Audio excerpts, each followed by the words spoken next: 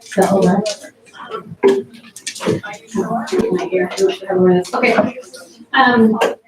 I am not an expert at t-shirt quilts, but I decided I wanted to learn one. My neighbor asked me to make one for her daughter. She was a cheerleader, so she saved all these cheerleading t-shirts. And she came and said, "Can I also, my daughter wants this quilt, will you please make a t-shirt quilt?" Yeah, it's like your first one for someone who's paying you to do it, right? Scary.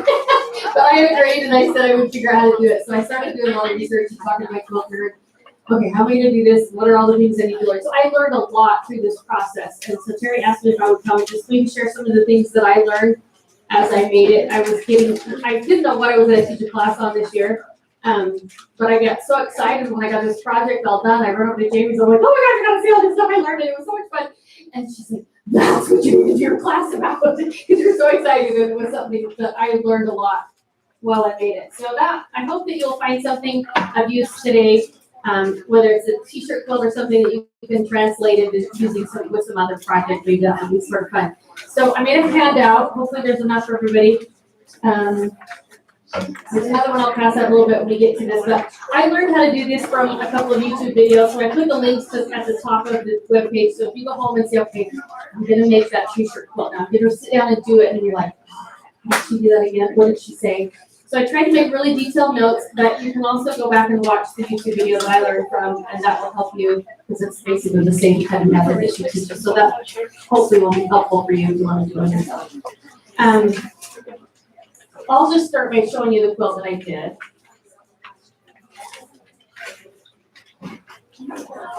So this is the quilt. There you go. You taught me this stuff. And it was really fun to do. She had a lot of shirts. It took about 20, I think this is about throw size. I decided I wanted a little bit wider, so I did add a little bit of a border on the edge. But it takes about 22 shirts to make a throw size quilt. I was surprised at how many shirts really went into it. And it depends a lot, of course, on the logo size and how much of this negative space that you want in between things. As far as, so you can get away with less logos, less shirts. There's extra. Anybody else need a handout? Are we good? I can send those back in that corner and use one. Sure. And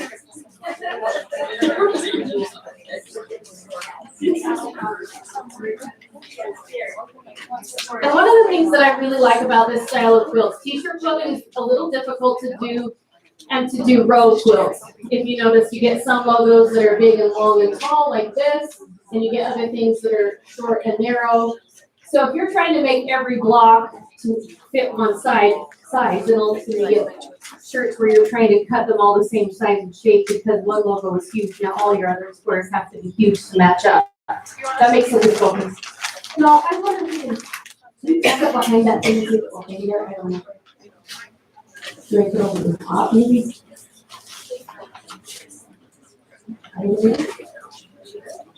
There we go.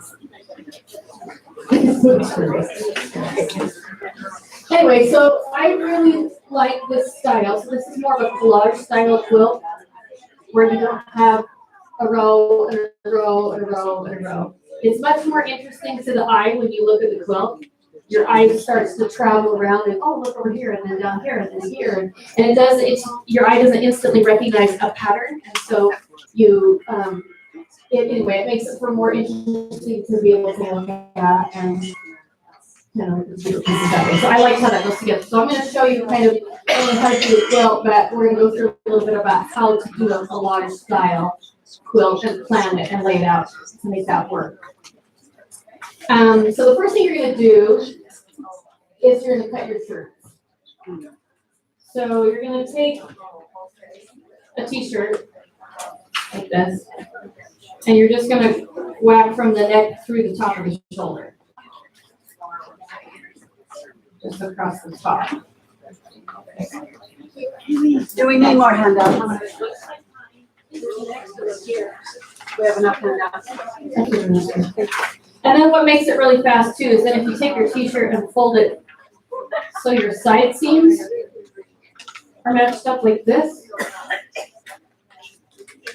Then you can just fold, you can cut both sides at the same time. So then you're just gonna cut them that way.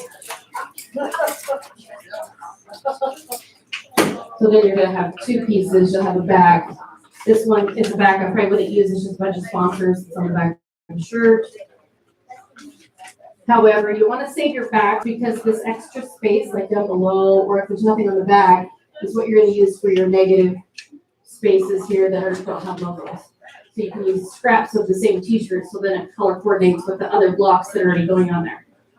So now you have your block like this.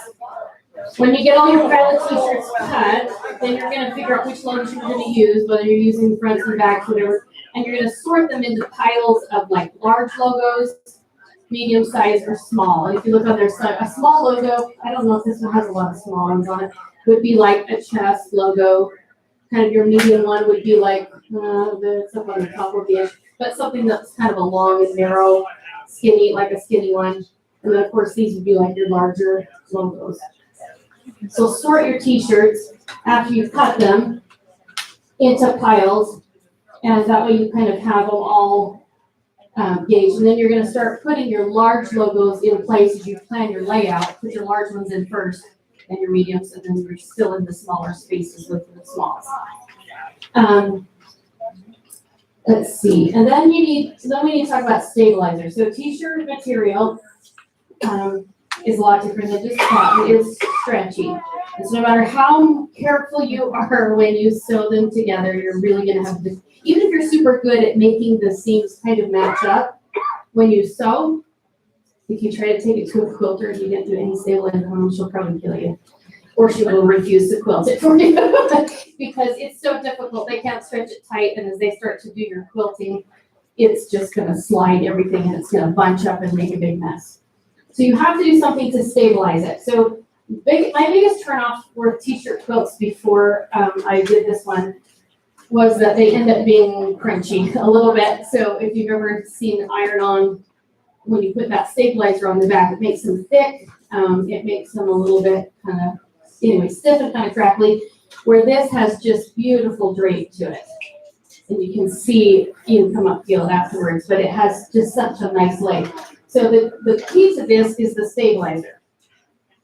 So this is what we found that works super, super good instead of your typical like Wonder Under or whatever that you might iron on it. This is an iron-on tricot. So if you guys remember tricot pajamas, you know, the little slick, shiny guys. So it's thin and it's super light. But it has glue on the back of it. Let me pass around some pieces of it and you can feel what it's like. I'll start one there and send this one this direction. But this is what it feels like. So you can feel the one side has a little bit of you can feel the glue on the back of it. So when you put that on your t-shirt, you're gonna iron that on and it's gonna keep it from stretching, so it stabilizes it, but it just leaves this really nice drape to it. So here's some samples that you can feel. That's what the fabric feels like with the stabilizer on it. This one you can kind of feel the difference with and without.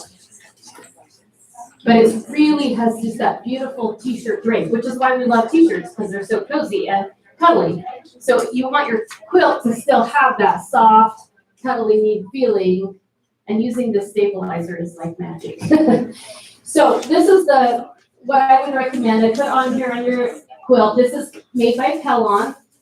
It's a Pellon EK130 Easy Knit is what it's called. And I bought the first stuff I bought. You can just buy it by the bolt from Amazon, where I bought it the first time. And then I was in Walmart one day, and lo and behold, they had it at Walmart about died.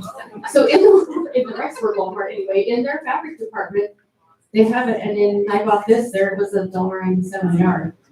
So it's pretty good price, and you can buy it, like I said, online or whatever. But it's just the Easy Knit fusible. I don't know, tricot. So that's the trick. That's my favorite secret, I think, to doing this quilt and having it turn out so well was because that stabilizer made everything so perfect and kept everything from sliding and moving around. Okay, so when you do your stabilizer, when you cut it, where's my t-shirt? So if this is your, if this is your t-shirt, you're gonna lay it out here where it's so thin too, it's nice.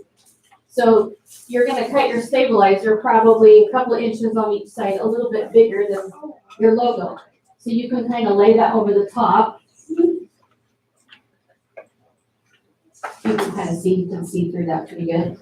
So you would lay that over the top and just trim that stabilizer to be about the area that you think you're gonna use. And then we're gonna iron that on the back of the back of the t-shirt. So would you do that before you cut it? Yes, do that before you cut it out. So that way when you cut it, this is a piece that's got on it in the blue, you can kind of see it a little bit better, but it'll run right to the edge and then over the edge. So you may lose a little bit in some of the scraps, you'll see some of it on there. So you're gonna do that and then you're gonna you use a dry iron to start with, and you're just gonna press that on the back and then steam it real good so it's nice and adheres well to the back, but it doesn't take very long to do that. Okay, so the next thing you're gonna wanna do once you get your t-shirts done and stabilized is you need to mark your center seams. So if you have, you wanna center your logo. This is the back of the t-shirt, but I'll t-shirt. So you would find the center here and the center here on your logo, and you're gonna make marks on it. The lady the video that I watched, she makes these all the time. So she actually took her cutting mat, like if this was your cutting mat, and she marks with a Sharpie, like this is your center line. And then she would mark over what her dimensions are for her different quilt blocks on either side. So she just find the center of her logo, lay her t-shirt here, and then just go the equal amount of numbers from right to left. Yeah. I used to also buy totally clear. This is what I use when I make Over the top. and just lay it over the top, and it's got a couple of corner marks of different sizes. And Right. Right where the logo is, and then mark your size. Yeah, that will help too. You have something you lay over the top if you have a big enough piece. So you can lay that like that. It kind of gives you a rough idea. Okay, so then you've got, you kind of find the center, so I mark that shirt. And then when we decide to cut, this is where we need to start figuring out planning our layout. So let me give you these to pass around. So I made these little grid sheets. So there's one in there that you can use to photocopy over and over again if you want to use it, but it helps. There's different sizes depending on the size of the quilt that you want to make.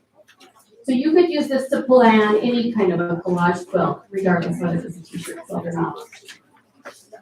So what you need to do is basically these are a 4-inch grid. So you're gonna figure out when you cut these logos down, as long as it's a divisible by 4, you can cut that logo to any size that you want. So in that being the case, then you can do logos that are 4x4, 4x8, 4x12, 4x16, 4x20, 8x8, 8x16, 8x24. You get the general idea. So you're gonna lay this on your thing and you're gonna figure out, okay, so this logo on this particular shirt works out to be about 9 by 12 inches. Or excuse me, 9 by 12. So a 9 isn't divisible by 4, so I've got to go up a size. So where my logo is 9 inches wide, I'm going to cut it 12. So I'm there. So that's going to be my mark on the side. And yes, and it says right at the bottom, you're always going to want to make sure that you add on, those are finished sizes. So your grid, as you map in your grid, is going to be finished sizes, and we're going to cut, so if you want an 8x8 block, you're in half. Do not forget, that's why I put that in bold. Add your half-inch seam allowances on those. So if this other one's going to be 12, I probably don't want it tied up against my logo. I don't necessarily want it to be like this. A little breathing room on the top and bottom is going to be a little better. So I probably on this one, instead of going 12 by 12, I'll go 12 by 16. So I'm going to put me, which would be 16 and a half. Put that mark there. And that. I'm just going to rough cut this. I'm not going to but you'll get the general idea.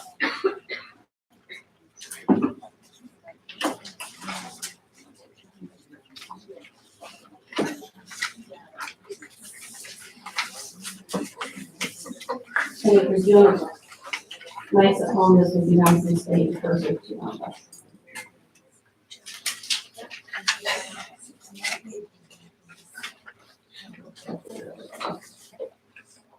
What's your cutting tool cost? My cutting tool? This is Terry's favorite cutting tool. I remember it's from, it's a Bartoli. Martelli.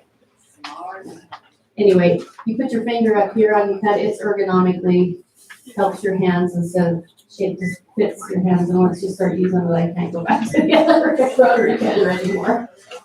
But it's my favorite, and they make it right-handed or left-handed depending on. So anyway, then you get your block. We'll pretend like this says stabilizer on the back, and then that would be your logo all centered like that.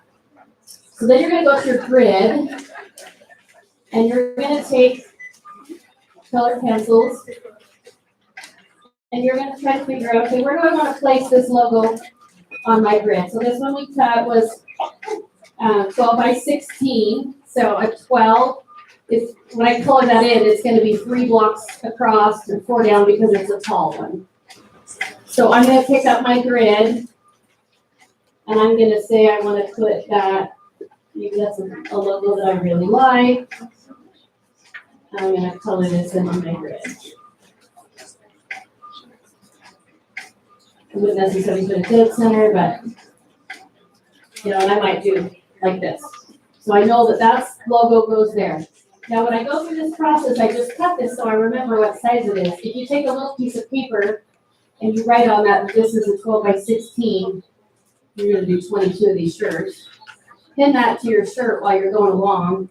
And then when you get ready to put them back together again, you know that that's your 12 by 16. Or you could cut them all and then go figure out later as you do the grid, how you want to put that together. So the next block I might do a green shirt and maybe it's gonna go like, maybe it's a square. And then maybe I do another one that's here.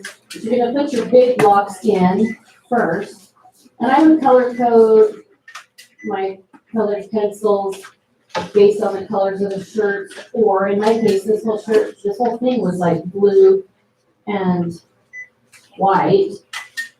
So it was a little hard to color code everything. So I did roughly what color it was, and if it's a white one, and maybe this block right here is white, then I just use dots to represent the white. So this would be kind of, I don't know if you can see this very well, but so you're gonna kind of plan your blocks and just start filling them in as you cut them out. So this would be a white block, and I just use little dots to represent the fact that I mark it up by grid based on how you're gonna start planning it out. And you sort of kind of just build from the inside out. And that also helps me, you know, I have a design wall at home, but not everybody does. And it kind of helps you map out colors, like, oh, too much green in this corner over here, or I've got blue here, so maybe I'll put blue down here and I'll put the logo. So as you're kind of thinking through that, it helps you color map it, I guess, if you will. This is the map I used, the actual one I did when I did this one. So it's a little hard to see, but what I did is kind of said, oh, this is the face the fear, or face everything. So then I wrote face everything on one block, and I just kind of labeled each square of where it was and what t-shirt logo was gonna go where. So that was my plan. When you get all done, because you're offsetting all these things like this, you get those little spots like this, where all of a sudden there's a square. So you have the option of putting in, I could have put just one blue square right here, or one gray one, or you can put 4, make a 4 patch. This one has a long white piece right here in this little section. So you could have, I could have done this in squares too, or do a long piece, so it gives you some design excitement as far as being able to place those, how you, whatever the layout that you want, or what are the colors you need. Like if I only had one black t-shirt, well 2, so then I started trying to put some of those in my little color spots to just break up that color and add a little bit more of that black. So I use the backs and sleeves or different pieces of those other shirts to kind of make the color so that the design layout looks really good. Any questions so far? Does that make sense, how to do the grid? And then you just, where the blocks don't all come together, then that's where you put in sort of your extra pieces and don't have a logo that fits there. Or a small logo would fit really well right there. You have a little chest logo of a certain size, but you're kind of stuck with working with the t-shirts you have. So especially when somebody hands you, here's your shirts, and that's all you have to work with. So, okay, any questions so far? We're good? All right, so then the next step would be, so we've marked our t-shirt, we've planned our layout, we've cut our shirt, labeled it on our grid, so we kind of have an idea of how that works. And then, here, so pin a little note, so the size that you cut, so you know what size that is. And then we talked about grid placement. Does anyone else need a handout? Pretty good. Which one? The grid, this one? The good one or the other one.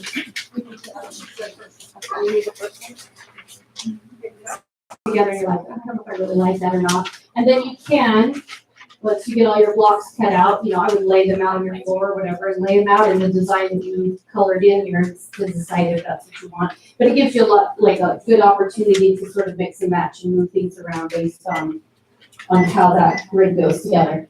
So then after this all filled in, then we need to start sewing together. And so the easiest way to do this is try to find, so you have this kind of mishmash of a grid. You're going to try to find sections of the grid that can easily sew together to make sort of bigger blocks, if you will. I'm going to chunk it out and make bigger blocks. So, for example, this corner, I might sew this corner block right here all together. So I've got a big one, a small one, I can sew those two together, and sew this one and sew this one together, and then that would make a square like that. And then as you do that, so you'll find pieces that actually work in a square that kind of go together. So for me on this quilt, that would be this piece right here. So you can sew here, here, and here, and all those make a square. So this to this, these two together, and you can sew that to that, and they're all squares, you know, seams that are going to work out in the chunk. So when you get that done, then it's easy to go back over the top of your grid and take a crayon. And you say, okay, I've now sewn those 4 pieces together, and they are now a chunk. So I'm going to go over this with my crayon and say these pieces right here are now all one piece. So like that. So now you have a new block that's one. And then you might go to another section and say, okay, these 3 right here all go together really good, so I can sew these pieces right here together and fit these together. Okay, like this.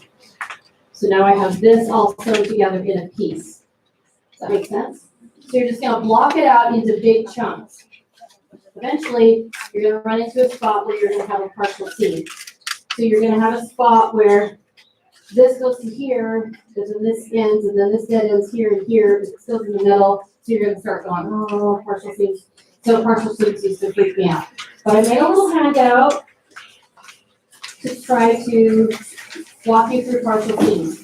It's not too difficult, and I hope this makes sense. So this is your little color grid. So this is what we're trying to accomplish up here in the corner, is we're going to sew these all together. But you can't sew all the way through any one of those seams. So you got to go all the way around that yellow circle or square in the middle. So the first thing you're going to do is take your yellow at the top, or yellow and your blue. So you're going to fold your yellow up, right sides together. You're going to start from right here, and you're going to sew halfway down that yellow square, and then leave the bottom of that yellow square open. So that was this little seam right here. So I started right there, and so just partway, so I've got this open spot. So I only sewed halfway and then tack that down right there. You're not going to go all the way across that yellow. But then once that's pressed together, I'm going to fold this up all out of the way. So now I have this long seam, a little bit longer seam, where I've got yellow and blue sewn together. Does that make sense? So going down here, and then I can attach the green. Because now the green is the same height as the yellow and blue together. Come over this way too, please. See, does that make sense? Thank you. So you got, then you can sew this green, because now it's the same length as the yellow and blue together. So I get those three done, and now I can sew across here, so I can add my purple. The purple can go across the bottom because it's now the same width as the yellow and the green sewed together. Make sense? And then lastly, you're gonna pull this blue out of the way so that you don't catch it in the seam. So that's what that picture shows, where the blue is sort of folded backwards on itself. And then you're gonna attach this orange piece because it's the same width as your yellow and purple. So we've kind of gone clockwise all the way around. Does that make any sense? While we're losing it? Okay, so then you're come back to this open seam, and you're just gonna go back and fold that down like that. Come up above where you started, where you tied it off before, where you did your little knot, and then you'll just continue and sew all the way down that last little bit of that. And then when that's opened up and sewn together, then you have it sewn all the way around the circle. That make sense? So sew your big chunks together. So use that concept and that paper, and then when you get to a partial seam, you got this chunk, and you got this chunk, and you got this chunk, and this chunk. But it helps me if I color them in on the grid and now make them this big block, this big block, this big. And when you get to the partial seam, then you'll just start here and go around and sew those around in a circle around that. And then that will become a new big piece. You can color that one all in. So now that's all now a new bigger piece. And eventually you'll just kind of work your way out. Pretty soon your whole quilt will be sewn together. It's so easy, right? Easy peasy. Another little hint when you sew together is glue basting. How many of you guys ever do glue basting? A couple, one or two? This isn't something I had done very much. It's not required. It works without it, but it is kind of amazing. Use this little cheap bottle of Elmer's School Glue because it washes out of your quilt. And I'll just kind of show, you're just going to run a really thin bead of glue along this. You line up your two pieces of fabric where you're going to sew, and then you just use a dry iron, and don't rub it like this iron because you don't want those pieces to slide, but it is a little forgiving at first because it's liquid. You can slide it around, make sure it's perfect. Then you heat set that with your iron. This is not sewn together, this is just glue basted at this point. But then it holds it perfect, so when you go to your sewing machine, when you're trying to sew this and you want your seams to match perfectly, no sliding is happening at all because it's already glued together. You can skip the step and pin and hope for the best, but this is a super cool trick. And I just do a really thin bead right along the edge so that that glue is actually going to be tied up in the seam.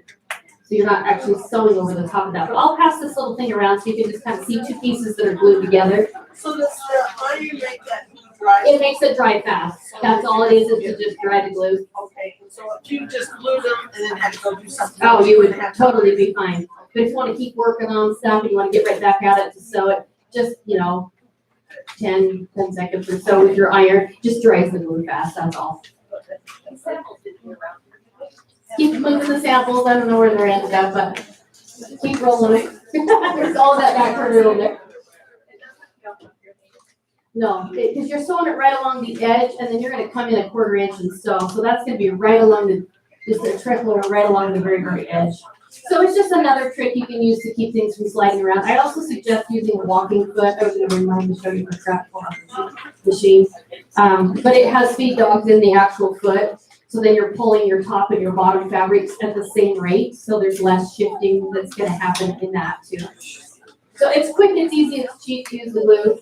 And if you're picky about everything all matching up really tightly, that's a good, quick little way to, just with everything stretching and bending everything together. So I like that glue base thing, it's pretty simple. Yes, please. Could you use that, almost if you were doing like your roll oxidator? I would imagine you could, yeah. Because it, Glue stick works better. It's glue, I haven't done much glue, so I can't speak glue sticks. yes. Oh, okay. Yeah, I just curious. it'd be real similar to using a glue stick. I think the glue stick would take a little bit longer to dry on this stretchy stuff. But, the nice thing really about using the grid system is you don't really, I mean, once you figure out your, okay, my logo is this size and I want it to be this many inches by this many inches, I mean, you really don't have to do any math, you just color. If you don't like math, just color in your paper until it's full. It works good, right? I don't mind quilt math, but some people don't like it. And then it's, just really a matter of choosing a backing. I chose Minky on this just because this was supposed to be a loud, cuddly. The gal that I made this for, her mom's like, oh, I gotta wash it. You're gonna take it to the quilt show. She sleeps with it every night. So she was loving her quilt, which is fun for me that was something that she totally enjoyed doing. But it works really good. It was really simple. I like the collage style. It was fun to venture into the partial seam arena for me because that was something kind of new. And it was like, oh, wrap my mind around that. But once I wrote that out, it works really good. Did you stabilize it along? Or is It didn't fill up all. Yeah, it was on. It was good. Yeah, it didn't come off at all. It was really a nice, well, it sticks on there really well. Those samples I was passing around were just scraps from this. Just caught, yeah, whatever I use them for all the rest of my items. I didn't adjust it at all. Yeah, I didn't adjust it at all, just normal. Iron it on. This one just has, just a regular 80-20 poly, I think, and that just a regular dot. It wasn't anything special. It was kind of thin. I liked the heavy, the Mickey S kind of weight to the back of it too. So if anybody else need to see the samples, I was passing around. Have a good catch. Well, unless anybody has any questions, I think that's kind of all I had, but it was really fun. I dare you to go home and make things, whether it's, you could just do straight colors. They wouldn't have to have logos on them. You could be creative, but you could use the same collage style to plan any quilt, and you could do it divisible by 2. It would just have to be, you just have to remember it in your grid, whatever your proportions are. You could plan a regular quilt that same side. If you have a bunch of orphan blocks that you wanted to do, just random sizes, right? Or you say, I've got a bunch of extras and I've got a 6-inch block left from our project. You've seen quilts and stuff here before where they've used all these leftover pieces and made beautiful quilts from a random piece of cross stitch and a random block that I had left over from another quilt. And they're all different sizes. You're thinking, how do I plan and how do I put that together? This grid system works really well for being able to plan a quilt of a bunch of different sizes and put it together. So there's extra handouts up here. These are color copies. These are color copies. If you only got black and white, there is some colors up here. I tried to write on there blue, red, orange so that the instructions made sense, but.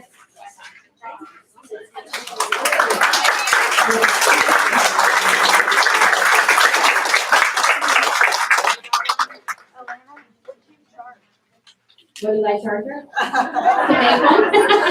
I don't know, just slide with my bill. It really went together fast. I was surprised because I was tracking hours and stuff. I want to say like $170 or something like that. It was